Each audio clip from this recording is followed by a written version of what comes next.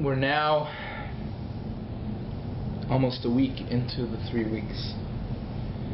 The Shabbos is going to represent the first parsha of the Gimel de Paranusa, of the 3 Haftoros, which represent literally punishment, Paranios, of Klal Yisrael, description of we as a nation going into exile, of a severance of relationship, of that real, open, true, tangible relationship with the Rebbeinu Shalom. And now it's like kind of cloudy, can't get my fingers on it. What does it really mean? Gullus. Not only that, but where's Gullus taken us? You know, there's only one word that I could think of to describe what's going on outside. You know, I have to thank Hashem that I work in an environment that's completely Jewish and a Torah true workplace. But going up in the elevator to my office is not necessarily the greatest experience, and you see like what's out there, and I was just astonishing. Forget about, I'm not talking about only the immodesty, but it's so low. What do I mean to say? Obviously when a woman who's working as in an office, in a professional office building, comes in with tattoos all over her body, like it's just where did we it's the lowest of the low. So what's the word that I could think of to describe our matziv today? What? Puranos, okay. I was thinking hefkerus. Ooh, what? What does that mean? What does hefkerus mean? It just means anything goes. No boss. Don't care nobody. When you proclaim an object, as hefker, No owner. what does that mean? Without an owner. Ownerless. Yeah. Ownerless.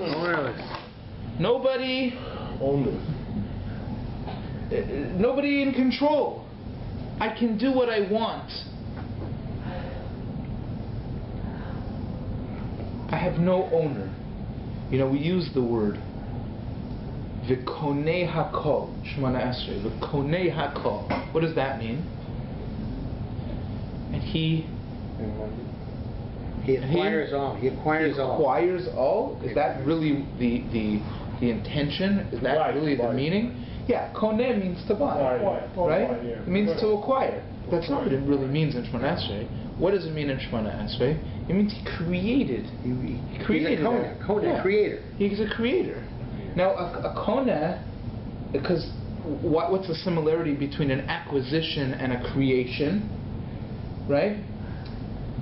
The idea is that this object is tied into something. There's an owner. There's somebody who's a bailin, who's in control, who dictates what he's in charge. There's rules, there's regulations. It's not hefker. It's not ownerless. There's a code of conduct. Right. That's when you make an acquisition, it becomes yours, right? And simply you create. If I created something, it belongs to me. That's the similarity. The owner of the world. The owner of the world. The world actually has an owner. But if you go outside, you don't see that. It's not apparent there's hefkerus. I'd like to point out a brilliant sikha, a brilliant message from Reb Chaim Shmulevitz in Sichas Musar, Maimer Pei Dalet. Reb Chaim talks about the Baal Pa'or. What was the Baal Pa'or? At the end of last week's parsha, really the Baal Pa'or is the impetus of the beginning of this week's parsha, at least. What happened?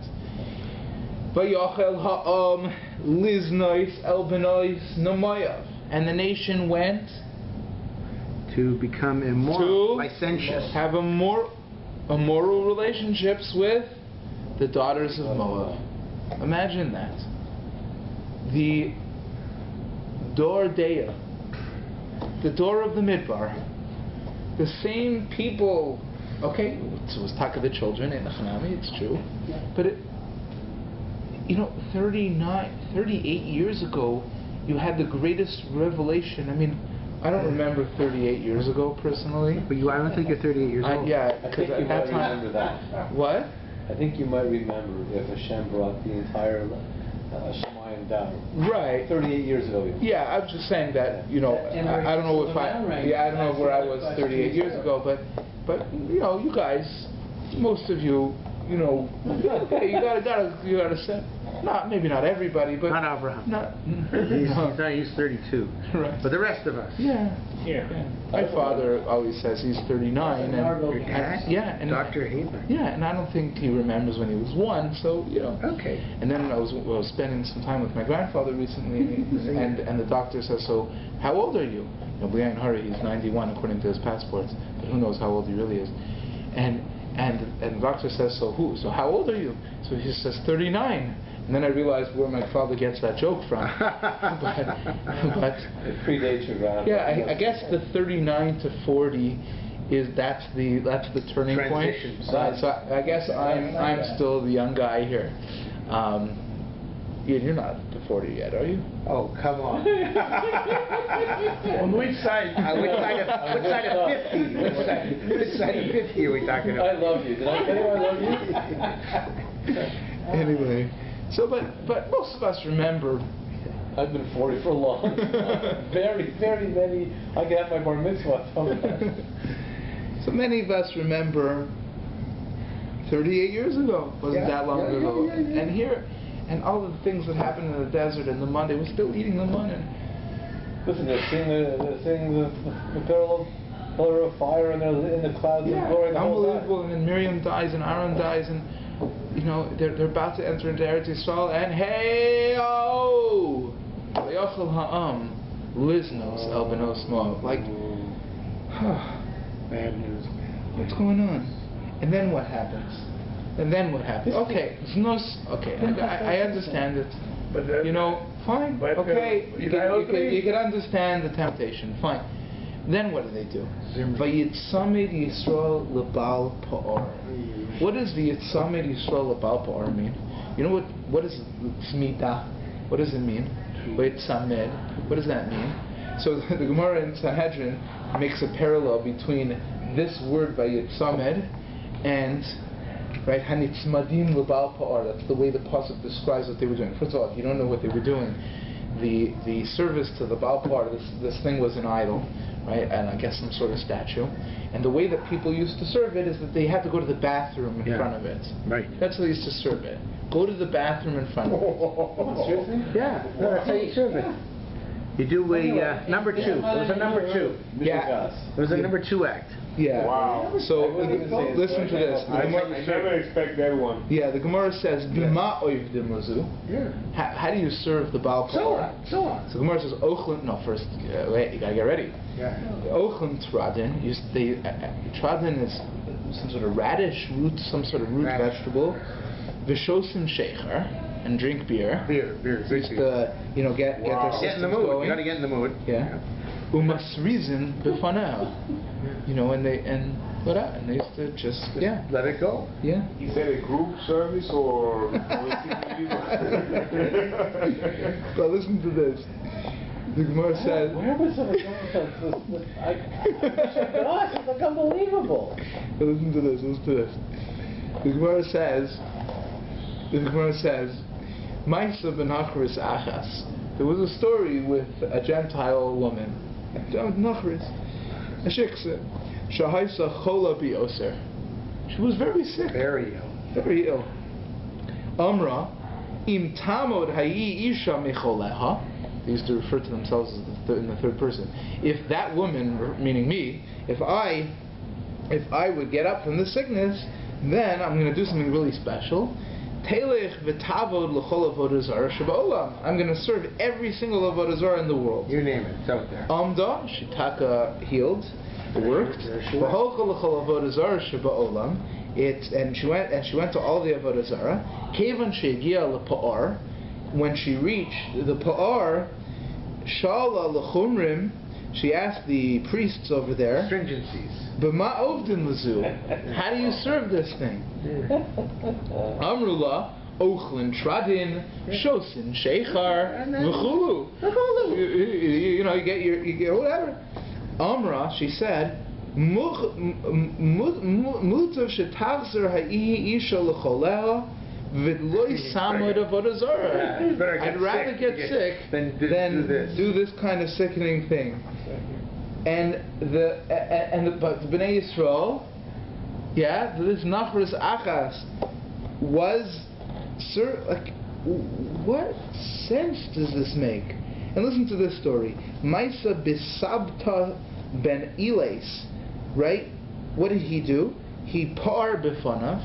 He, went to the Baal Pa'ar, and v'konach bechotmo, and he also wiped his nose on it.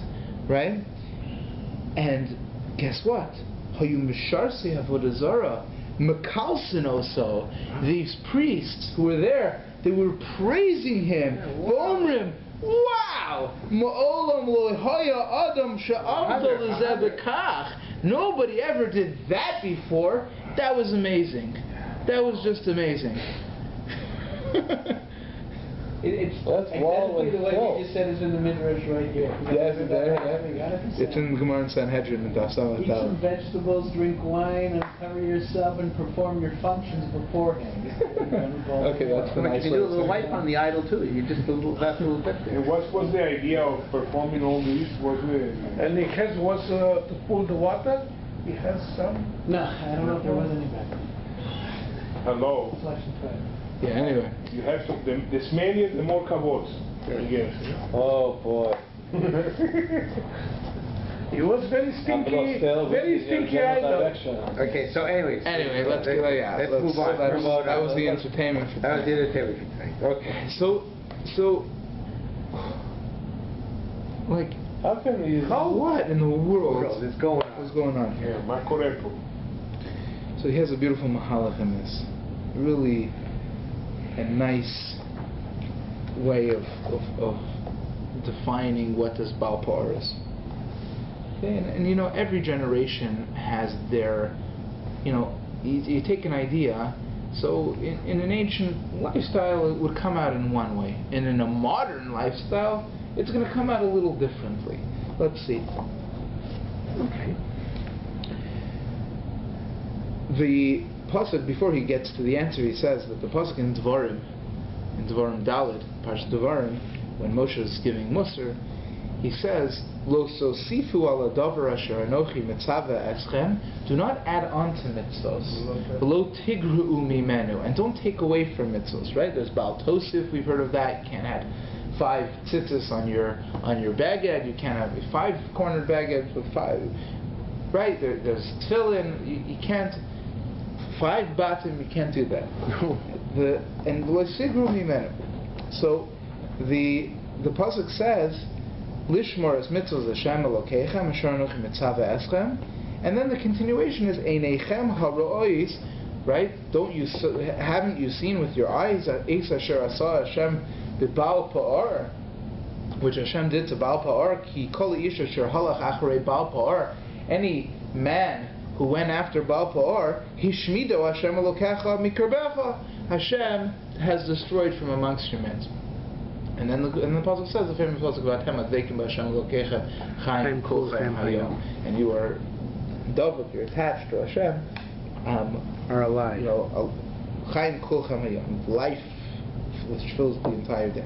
So there seems to be some sort of connection between Baal Tosif, Lo Sigra, don't add, don't subtract, and the idea of Baal Pa'ar, right? Because otherwise, why is the pasuk, right after the mitzvah of Lo Sosifu, Lo Sigru says Einechem? Because didn't your eyes see the Baal Pa'ar? It sounds like a reason why you shouldn't add on to mitzvahs and you shouldn't take away from mitzvahs. It seems to be something to do with a lesson that was learned from Baal Pa'ar. You saw the Baal Pa'ar, which Hashem destroyed all of the people that were halach acharei Baal Pa'ar. So Reb Chaim Shmulevitz explains beautifully. He says, you know what the Baal Pa'ar was? He says, in 3 words, Pritzas kol hagdorim. Literally, I see what you mean. Pritzas means to break burst open, through all of the fences, All the body. all of the barriers. Yeah. He says that really Ovdei Avodah Zarah are also have there's a function in their lifestyle, and there's a status. They also are self-respecting Ovdei Avodah Zarah, right? There's the God which they have to fear, right? There's the priest that has a sort of a superior kind of stature in their social hierarchy. There are gedarim, there are fences. You can't insult a priest. You can't spit on avodah zarah. You can't do that, right? There is a social conduct that's not acceptable.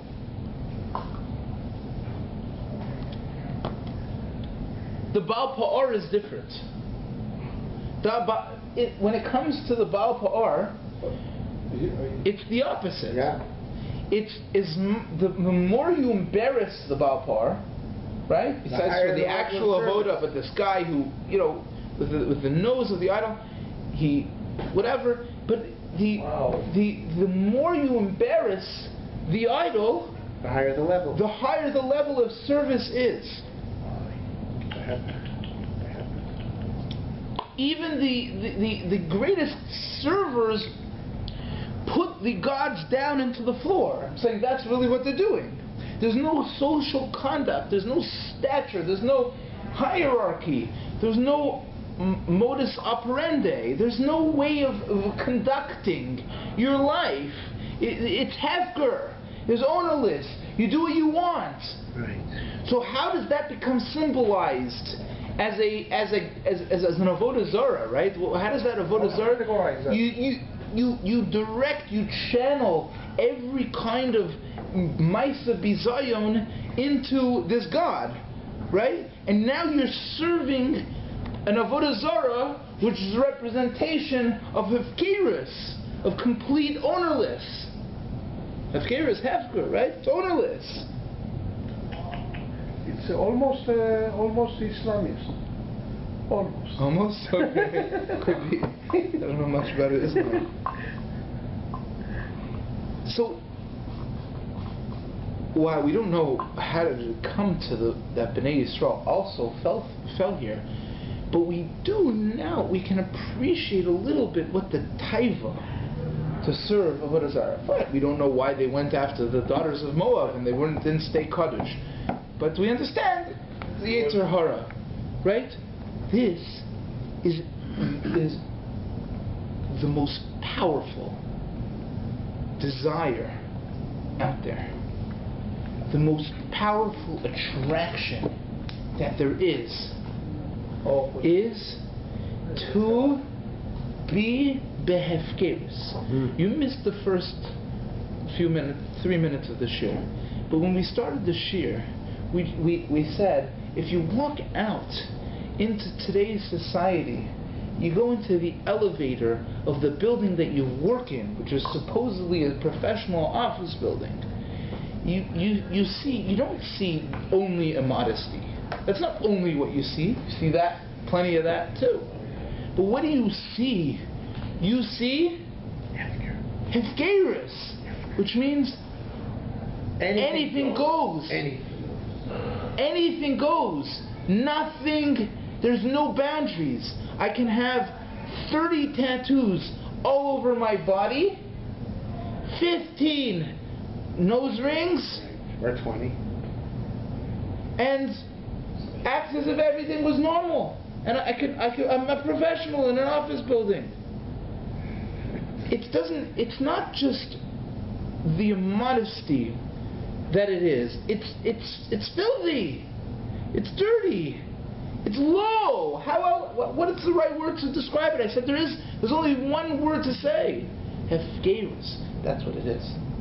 That's the taiva. And we see that's where the world is going. And he says, and this is Tavshin Lamed Beis. So this is 40 years ago. Exactly 40 years ago. Reb Chaim says, Sha'af bizmanenu kayemes hashkafat olam kazu. And he didn't even know what he was saying 40 years ago, you imagine. But this is the Avodah Zarah. Av shebidlu anshe knesses hagdola, even though anshe knesses hagdola ripped out any type of taiva of Avodah Zarah. We don't really know what Avodah Zarah is, right? Okay, So this is 1972. He's talking 1972. 1972. But we know there is an Avodah Zarah that's come back today. But now we have another format of Avodah Zarah, which we thought, in our generation, we thought that's not Avodah Zarah, that's the opposite of Avodah Zarah. Avodah Zarah means you're serving a God. Here, you're not serving anything. You're going the opposite way. Says Reb Chaim that there was a prominent Avodah Zarah back in the day of Avodah Zarah called Baal Pa'or. And that Avodah Zarah called Baal Pa'or is the exact same thing as you see today. So fine, back in the day they actually had an idol to represent the culture that we see out there today. Right? What it really is, if I may be so bold, is they all worship themselves. Yeah. They don't worship anything else but themselves. Yeah. And even that, exactly. They're not even self-respect. And there's no self-respect. So they're not really worshiping themselves because they're not self-respect. It's worshiping the idea that there's no worship. Yeah. Right. It's like if there would be a clan of people. It's like the motorcycle guys, right? Anarchy. Whatever, it's a club of people that are ownerless. That's what it is, right? So they decide, we're called this religion, whatever we're called the Pa'ors. That's what it is. It's an unbelievable machshava.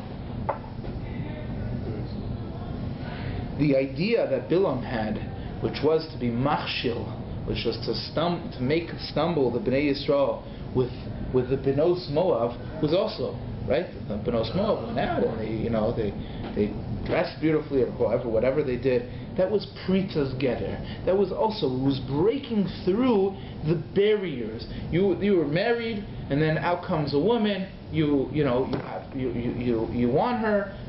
You've now broken the barriers of society.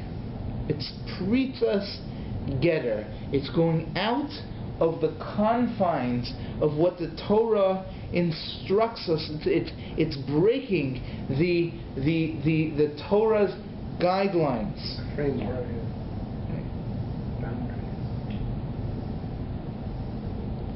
We know that that's also the way that the Yetzer Hara works, right? The Yetzer Hara doesn't, make us just, rip off all of our clothes at once. No.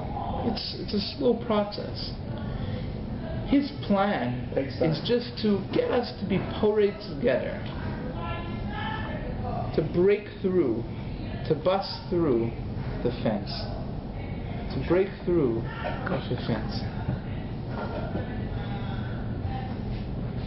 Once the fence is broken, then anything goes.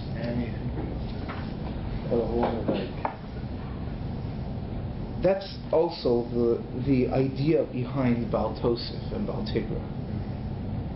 Once you add on, or you take away, then you've busted the fence.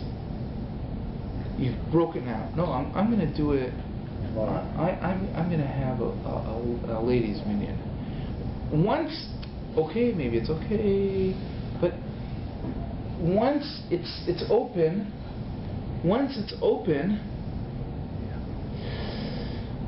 you don't know where it's going to go from there. You can drive on Shabbos, but only to Shul. Right. A small deviation. Exactly. It's a small break in the fence, but They're in the With the time It's There it called, goes. you're entering the There it zone goes. of the slippery slope. and that's really And you don't know where you're going to that's lo sosifu lo sigru. That's why enechem haroyas is asher asa Hashem b'balbar, and that's really it's the Yetzer Hara of our times. It's the Avodah Zarah of our times. It really is. It's that. It's like no holds barred. Anything goes. Efgeris.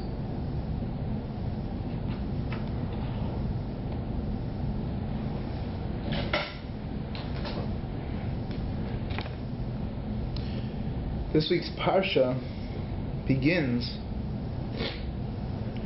Vayar Pinchas ben Elazar ben Aaron HaKohen Vayakom mitoch ha'eda vayikach romach biyado. Right, he sees this terrible thing going on here. The prince of the tribe of Shimon, Oh boy. Zimri ben Salu, with the princess of the Moabites, Kozbi bat Sur. Barak, Barak? Balak, ex-Balak. Sur. Sur, Balak. Behema Bochim, Pesach Oel Moed. And they were crying. They were crying at the tent, at the opening. The opening of the tent of the Oel Moed. Of the meeting. Comes Pinchas. Crying? What does the Torah mean by crying? It doesn't mean crying. They're doing something else. Yeah, but they were not. Comes Pinchas. His Romach Biyado. Right. His spear. Spear. And he says, I gotta kill them. So he says, Moshe Rabbeinu, what's the halacha? Moshe Rabbeinu says, I'm not sure. He says, didn't you teach us Haboel Aramis Kanoyin Poigim Boy? Someone who lives with a non-Jew, an Aramis, that the zealots can attack him. Run him through. Poigim Bo. Says Moshe Rabbeinu, you're right, you're correct. The one who remembered the halacha, let him be the shliach. And he goes out and he kills Zimri and Cosby. The Gemara says, if somebody is to ask the question, should I kill that man? He had a relationship with a non-Jew, a Boel Aramis. Can I kill them? The Rav cannot tell them No, yes. can't say yes to you.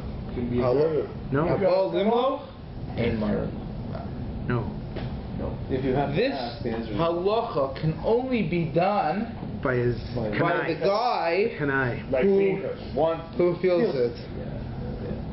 But who has The 100%. halacha is no, Yeah. but the permission is granted To the kanai. to the Kanai to go and kill him. With no self-interest. 100%. Zealot. Z-E-A-L-O-t. Zelot. Zelot. Like really. Kanai. Zeharbe Zelot. Only him The is. Torah says, Pinchas ben Elazar ben Aaron HaKohen. Heishiv es chamasi me'al b'nei Yisrael b'kanai es kinasi b'soicham v'lechilisi es b'nei Yisrael b'kinasi l'chein emor henini noisen loyes brisi shalom. And the Mefarshim Rashi asked, what's this Pinchas ben Aaron ben Elazar ben Aaron HaKohen? So the Rashi brings the Gemara and says that Yichasai Akasa, the had to say the Aaron by him. Why? Because the tribes of Klal Yisrael were making fun of him. and they were saying, look what just transpired. Ben Puti. Yes, Ben Puti. Who used to fat. What's Ben Puti? He's the son of Puti. Who's Puti?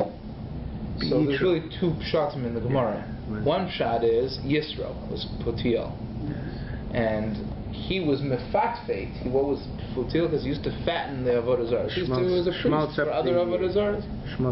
So this guy who has no good yichus is coming and killing the leader, the Nasi of the Shevet Shimon. What a chutzpah.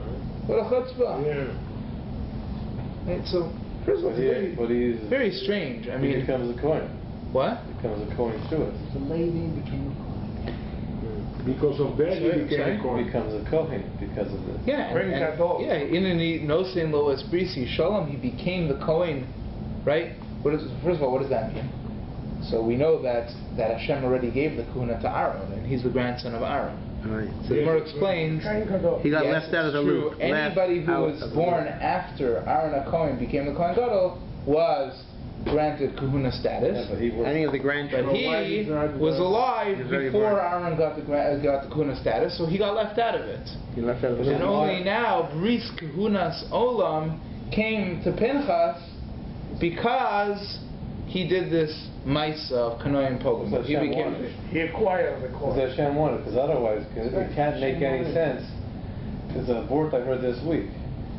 Is it possible that Moshe Rabbeinu didn't know the halacha? He taught everybody the halacha. He knew everything.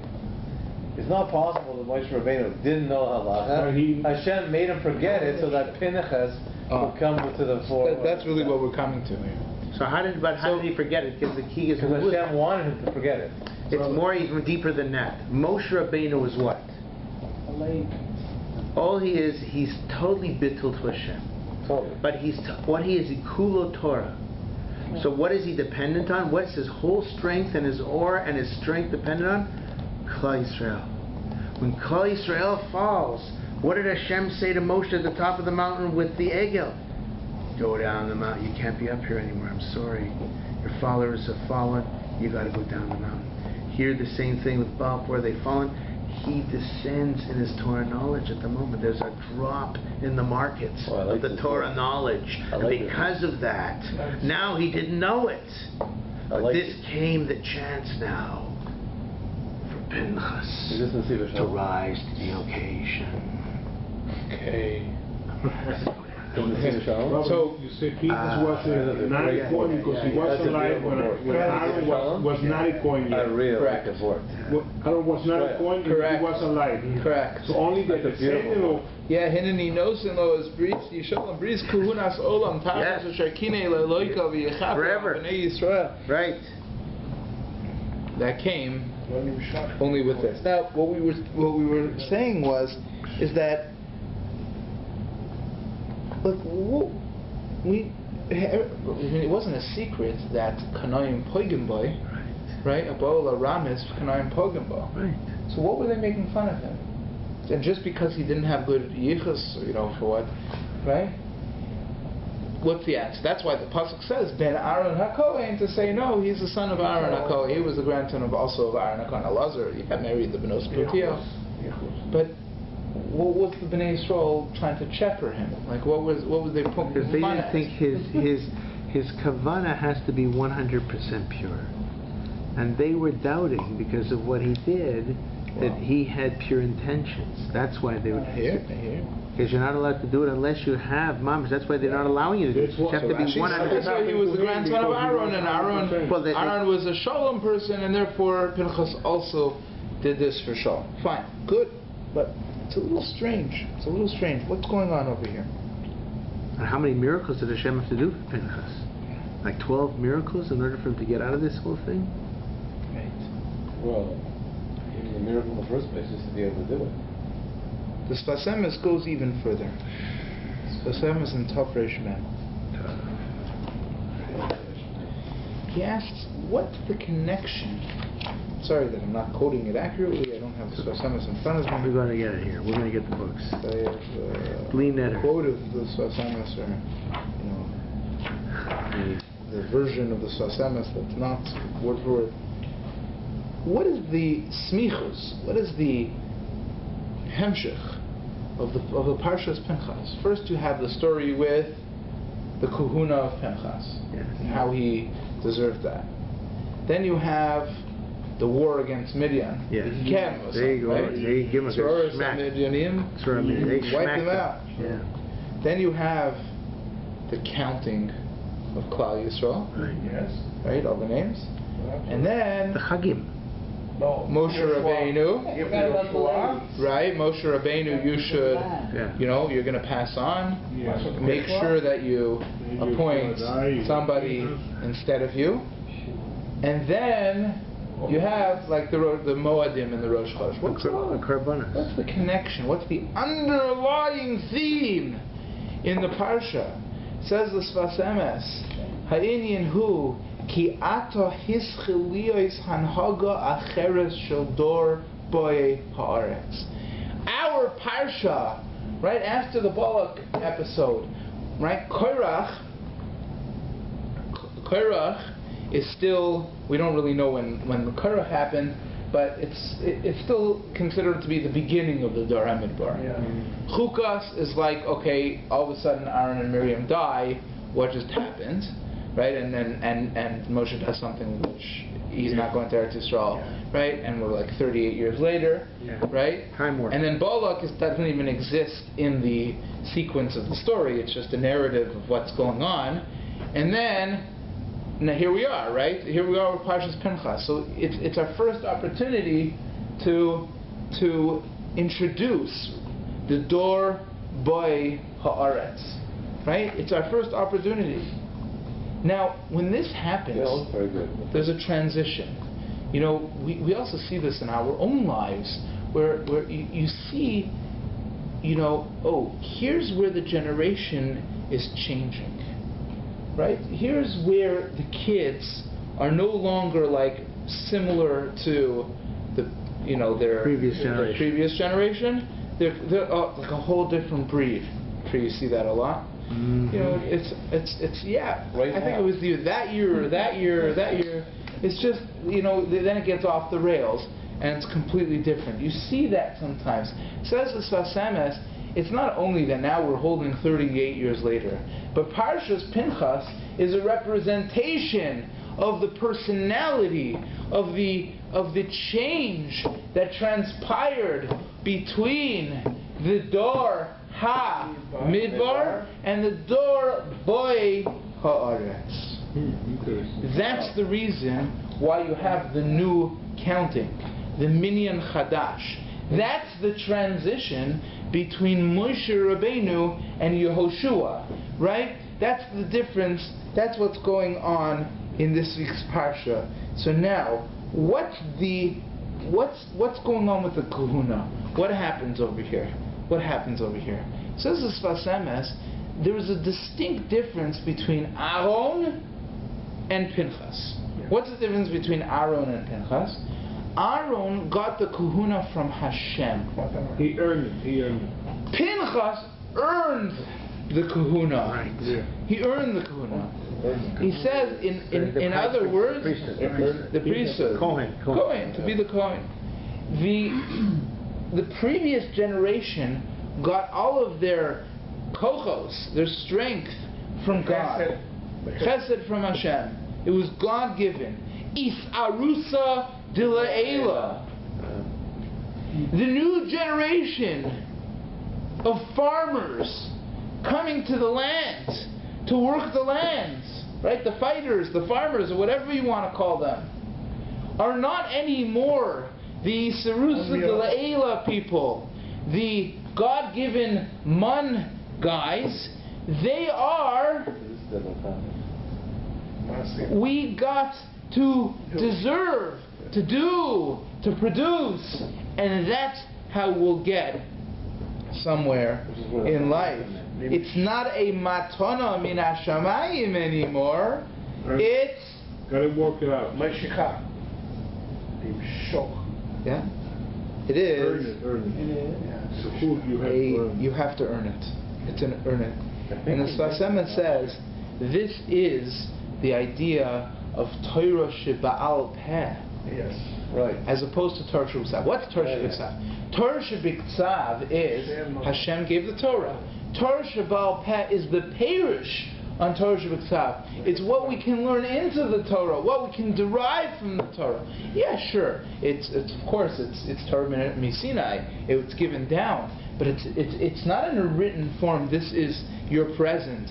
It is, we have to put our kochos into, so the dor boy haaretz is bebechinas Torah Shebiksav. Now listen to this amazing vort by the Sfas Emes. The Sfas Emes said this is pshat in Kanoim Poigim Boy. What did he do to deserve this? Not only did he do an action which was righteous and therefore deserved to get the kahuna, the priesthood, but the action which he did was an action which wasn't even in the Torah. Not only that, but the Torah says, if you'd ask the Torah, what should I do? The Torah will tell you, no. Don't do it. It's the idea that this is the only halacha in the Torah that actually gives permission for a person to do something on his own. Haboel aramis kanayim poigim boy. Only a kanai. Only somebody who has his own spirit. He's somebody who wants to do for Hashem. Somebody who wants to contribute to society. He's the one, Moshe Rabbeinu says, right? The person who learns the halacha, he has to be the messenger, right? Let him. He's the one who has to do it. Why? Not Moshe Rabbeinu couldn't give him the halacha. It's a little different than your part. He couldn't give him the halacha because Moshe Rabbeinu represented the Torah Shebiksav. Moshe Rabbeinu represented the God-given Messiah. It wasn't b'bchinas Moshe Rabbeinu to do this. You have to do this, Pinchas. You're the Kanayim Poigim boy. You're the one who has a spirit in yourself to do something which the Torah gives permission to do, even though it's not really according to the guidelines of the Torah. Like Eliyahu. Habov Aramis, Kanayim Poigim boy. Eliyahu. Okay, somewhere.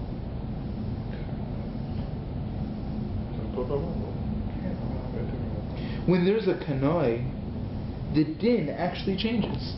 The halacha is don't kill him, but a kanoi, oh, you could kill him. What do you mean? Ritzeach. What do you mean? You're a murderer. No. The Torah says no. And you're doing yes? The din changes. Yes. The din changes. Yes. Totally. When the chacham, the kanai in this case, has that spirit within him, he has the power to change the Torah. Yeah. Very, very powerful book. Wow. That's Okunas Pinchas. That's okay. He explains also how is that Sroras Hamidyanim, how is that to fight the war. This was really the first action which they went out, right? Until now, all the wars were Nisim. Right? Oh, with Mitzrayim, okay, I mean, the whole thing was a miracle. Here, they actually went out to war with the Midyanim. So it was Sroras Hamidyanim. It wasn't Amalek where when Moshe Rabbeinu's hands were up they would win, and Moshe Rabbeinu, that's an ace, right? Right. It was when they were looking up to Shemayim, and that was an ace. It's not what this is anymore. It's Sroras Hamidyanim, and that's really the idea. He concludes of the Moadim, Mekadesh Yisrael v'Hazmanim. Right? We know that Shabbos represents the Isarusa de Le'ela. Right. It's Kayim, it's Chai v'Kayim. It goes every single week. Shabbos will come, whether you like it or not. Right. It comes in every week. That's something that Hashem gave us. The Moadim are determined, are dictated by when we say Mekadesh HaChadesh. When Klal Yisrael says Mekudesh, that's why we say only Mekadesh HaShabbos on Shabbos. But by the Moadim we say Mekadesh Yisrael v'Hazmanim, because it's the Yisrael who dictate the Moadim. This is the transition of Parshas Pinchas, going from the Sarusa de Le'ela, the Hanhaga of Nisim, the way that Hashem conducted in the Midbar, in the desolate, no food, just through man, Kimalachei Ashares, right? Lechem shemalachei Ashares ochlim oso. And now we are going into battle. We're going into the land. We're going to plant the land. We're going to work with our own. We're going to be Mekadesh Hashem through our own initiative. Torah Shebaal Peh Yisarusa de Le Sata.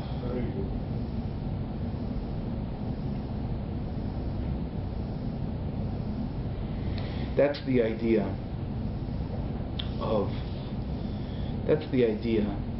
of the Shiftei Yisrael coming to Pinchas and saying, you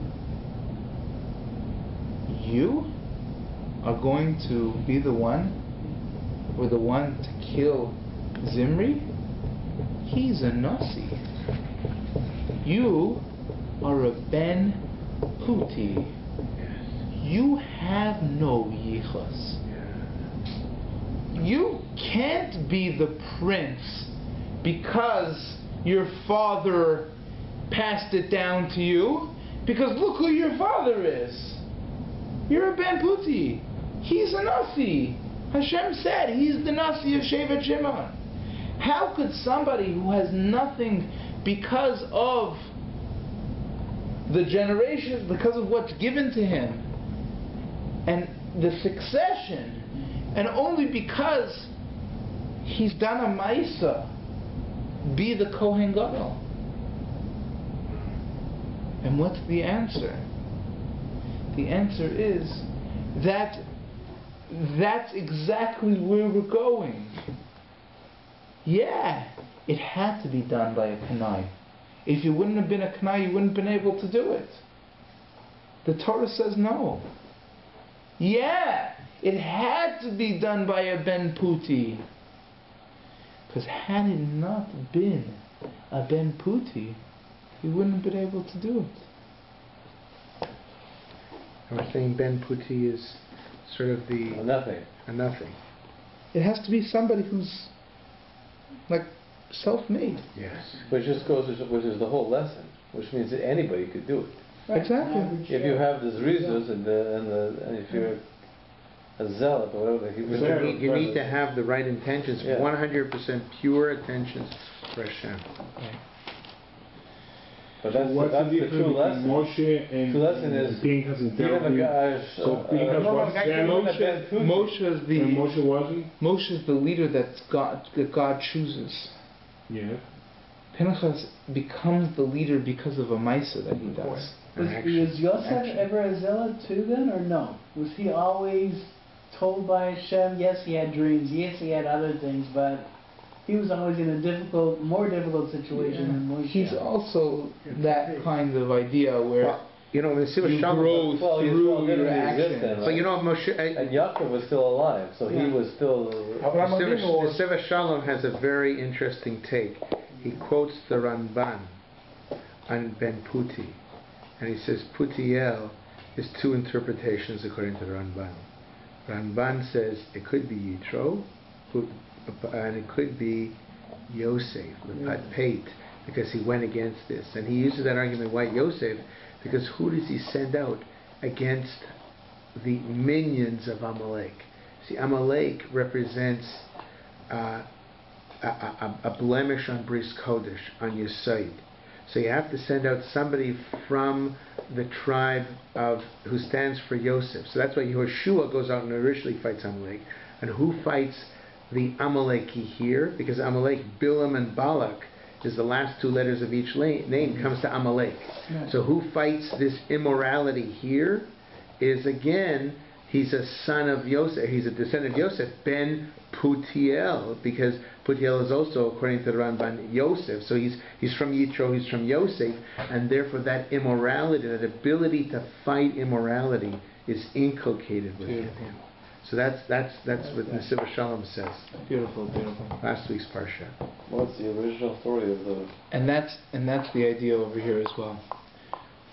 Where's the connection between what happened at the end of last week's parsha and Pinchas? Why did he specifically this contribution, this new generation that becomes created through the action of a man, the creative action, courageous action of a man. Mesiras nefesh. He kills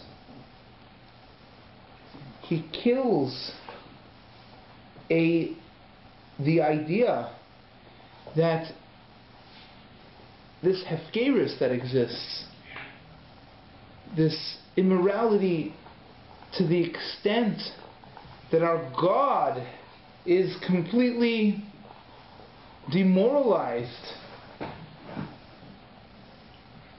We do what we want.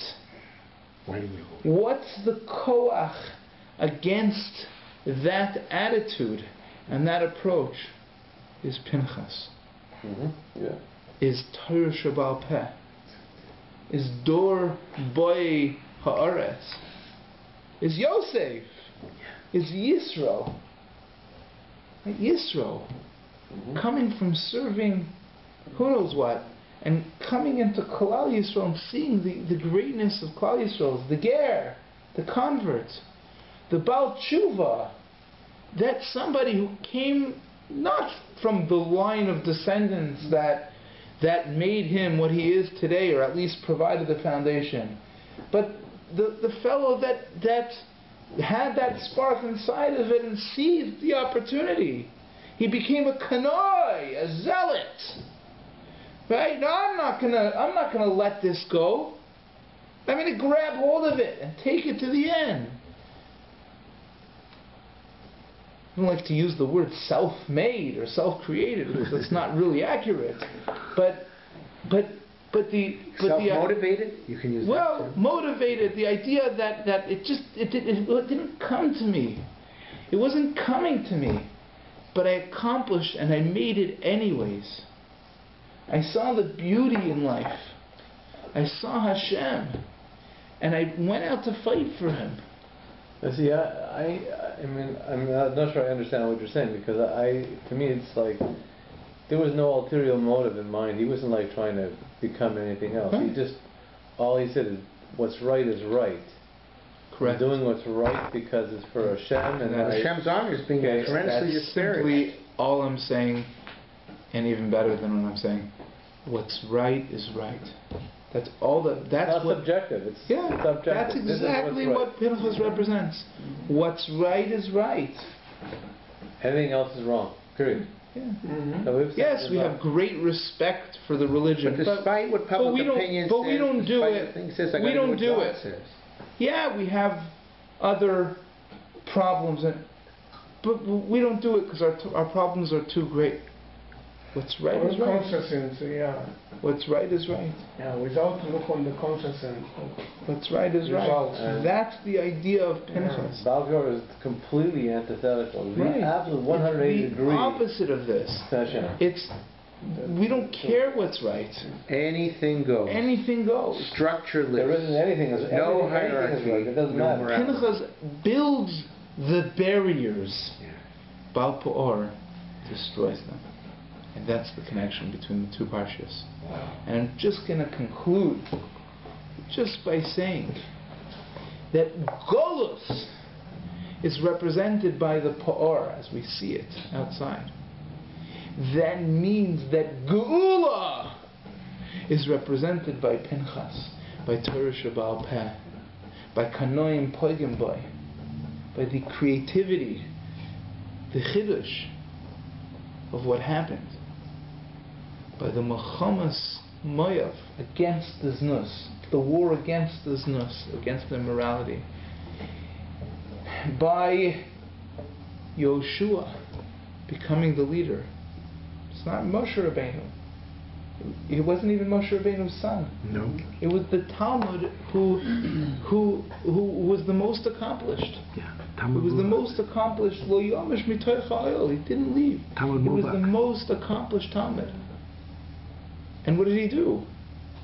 He did teach Torah to Klal Yisrael, certainly, but he went and fought. He was the general of the army. That's right. He got his hands dirty. He was the general of the army. It's the Moadim, the Mekadesh Yisrael Bazmanim. It's the effort that we put in. It's the Gedorim that we build in our own lives. That's what's going to bring the Geula Shlema B'Mehir of Yameinu Amen. Amen.